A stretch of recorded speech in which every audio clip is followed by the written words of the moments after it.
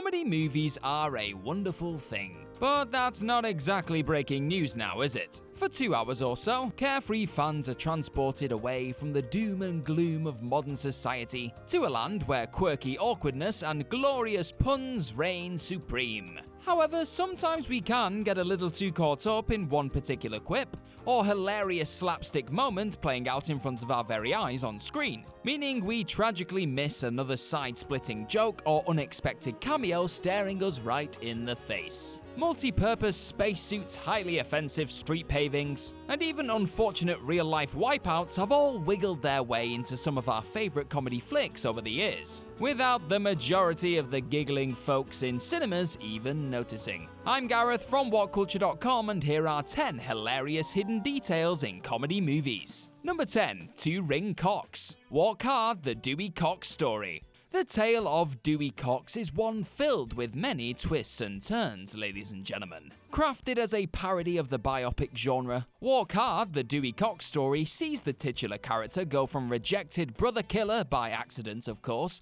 to rock and roll superstar. However, once Cox becomes an instant hit, he is faced with all of the temptations that come with fame. This includes relationships with other women while still being married to his childhood sweetheart, Edith. Cox eventually marries another woman called Darlene behind his other wife's back, before Edith walks in on the two about to consummate their new marriage. This eventually leads to Cox trying to win his first wife back at their home, but the singing sensation probably should have removed one vital piece of jewelry before doing so. When the pair make their way outside of the house, Cox lifts his left hand to reveal 2 wedding bands on his finger. This confirms that he is in fact married to 2 different people, and also a complete idiot for not removing one of them before seeing his first wife again. Come on, man. Number 9. Mugatu's fashion sense really is trash. Zoolander. In a film dedicated to the world of supermodels and cutting-edge fashion, it takes something really special to stand out from the crowd. However, we're not here to talk about vibrant eye makeup or silver blazers stealing the show. Instead, it's about time we focused on Mugatu's unwavering commitment to the trashy world of Derelict, in order to successfully keep his despicable plan to kill the Malaysian Prime Minister under wraps. Throughout the final stages of the flick, the inventor of the piano key necktie can be seen sporting a rather odd-looking neckpiece. On a second glance, it becomes apparent that this evil fashion genius has actually crafted a scarf and necktie combination out of a plain old trash bag. This is very much in keeping with the vision of Derelict. Mugatu's dastardly scheme may not have worked out in the end, but you can't fault the bleach blonde villain for doing all he could to make sure those in attendance believed in the wonders of Derelict. Number 8. French streets are paved with croissants. Team America World Police. Even if you're not the biggest fan of the puppets-heavy Team America World Police, you have got to admire the sheer detail which went into building the immersive and often hilarious environments the characters inhabit during the course of the picture. This can be seen most notably during the opening scene of the flick, when Team America defend Paris from a terrorist attack. Though many were more than likely distracted by the shocking accents and puppets being blown through windows, a few individuals did manage to spot a brilliant detail hidden right under our very noses throughout this explosive introduction to the world police. If you pause the film as Carson is shot and killed post-proposal to Lisa, you'll spot that the floor his engagement ring dramatically bounces off is actually made of croissants. Yep, that's right. A poor puppet dies whilst lying on top of some pastry paving in Paris. Genius.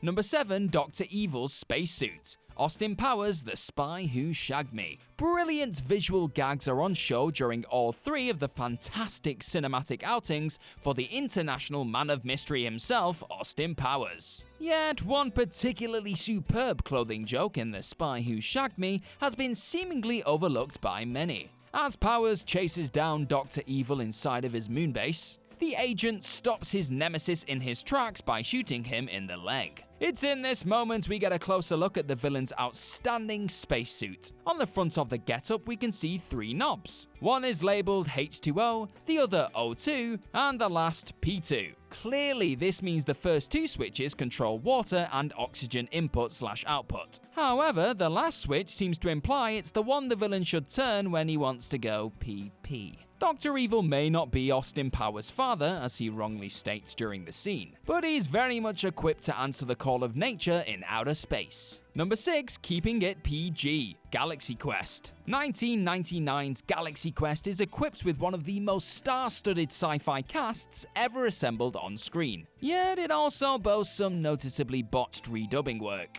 During the scene where Brandon is guiding Jason Nesmith and Gwen DeMarco around the NSEA Protector spaceship, the two actors trying their best to live up to their on-screen characters' reputations are met with some brutal chompers. Clearly, Weaver can be seen reacting to the sight of the huge pieces of metal slamming together in front of them by saying, "Well, F that." This was fine back when the film was originally planned as a rated R feature. However, DreamWorks soon decided that they wanted to compete with the release of Stuart Little, so Galaxy Quest had to be cut in order to fit the PG bill. Weaver's line was eventually replaced by her screaming, "Well, screw that," instead. Unfortunately, with the actor being front and center during the shot, it's hilariously obvious what she initially blurted out on set, and Weaver has since stated that she purposefully made the altered line stand out as a protest against it being cut. Number 5, Edgar Wright and Simon Pegg's mums make cameo appearances. Hot Fuzz. It's not often you get the chance to bring your mothers to work. But once director Edgar Wright and actor Simon Pegg saw an opportunity to do so in 2007's Hot Fuzz, they did not hesitate. There's a couple of interesting cameo appearances throughout the second feature in the Cornetto trilogy. Peter Jackson famously played the man dressed as Father Christmas stabbing Pegg's Nicholas Angel through the hand, and Cate Blanchett pops up as his masked girlfriend early in the film. However, a pair of cameos which weren't as well documented came during the epic shootout finale which took place on the fictitious streets of Sanford. Pegg and Wright's mothers are seen judging the Village of the Year contest as Sergeant Angel and Constable Danny Butterman speed off in pursuit of Simon Skinner and Danny's father, Inspector Frank Butterman. Also, the man standing in the middle of the proud mothers is none other than the director's high school drama teacher. What a reunion. Number 4, Paul Rudd wasn't ready to fight. Anchorman: The Legend of Ron Burgundy. A key thing an actor learns early in their career is to always be prepared. Try your very best to understand who your character is and how they feel about the world. Get your body in a position to convincingly portray them. Know your damn lines. Oh, and when your director shouts action, make sure you're ready to go. Unfortunately, Paul Rudd seemed to fall down, quite literally on that last part, when the now legendary fight scene was being shot for 2004's Anchorman: The Legend of Ron Burgundy. As Will Ferrell's Burgundy calls for the chaos to begin, all of the various groups proceed to charge at each other with their assorted weapons of choice. However, if you look closely just as the gangs begin to sprint, you'll spot Rudd slipping straight onto his face as the battle gets underway. Director Adam McKay clearly felt the slip was too naturally hilarious to leave out of the final cut, but it's easy to miss with so much joyous madness on show throughout this star-studded news team melee. Number 3, Jim Carrey Cameo, Liar Liar. Only one comedy legend could get away with making a cameo appearance in a movie they're already starring in. During a scene in 1997's Liar Liar, which takes place after Jim Carrey's Fletcher Reed crashes a mobile stairway, a crowd of people all gather around the injured compulsive liar turned cursed truth-teller. Yet, amongst the flock of people, you may recognize another familiar face seemingly going about their work in the background.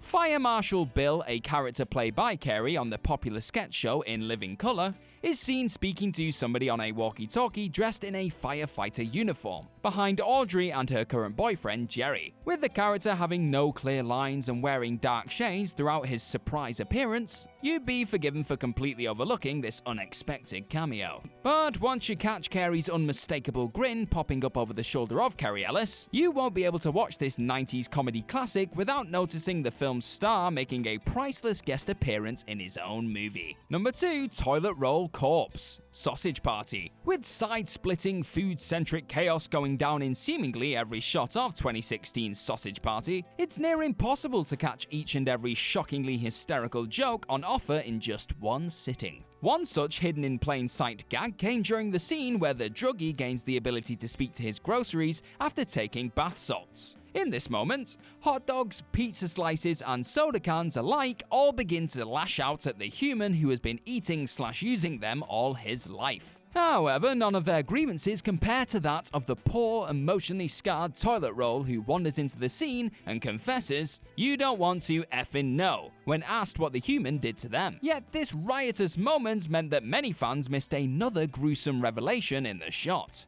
the sight of another loo roll hanging from the dispenser, seemingly dead due to being completely used up. One of the darkest jokes in this flick gets a whole lot darker once you spot the grim ending to a toilet roll's life. Number 1. Shaun's DJ Past, Shaun of the Dead. Simon Pegg and Edgar Wright don't half love sneaking little hidden details into their work. But before they were planting their mothers in the middle of car chase scenes, they were adding tiny, hilarious world-building information into the background of 2004's Shaun of the Dead. It's no secret that Shaun and Ed are quite the fans of jamming to a bit of electro after a night out, and we see this in action at one point in the flick. Yeah, with most of us spending our time chuckling at the lads' brilliantly bad dance moves, one revealing secret hidden on Shaun's wall completely passed us by. As the boys are being screamed at for playing their music too loud, a club poster with the name Shaun Smiley Riley can be seen behind the two. This hints at Shaun being a DJ in his younger years, and it's also the only time his last name is ever revealed in the runtime. It's not hard to see why Shaun is such a fan of old school records if a young Smiley Riley used to rip up the decks on the weekend.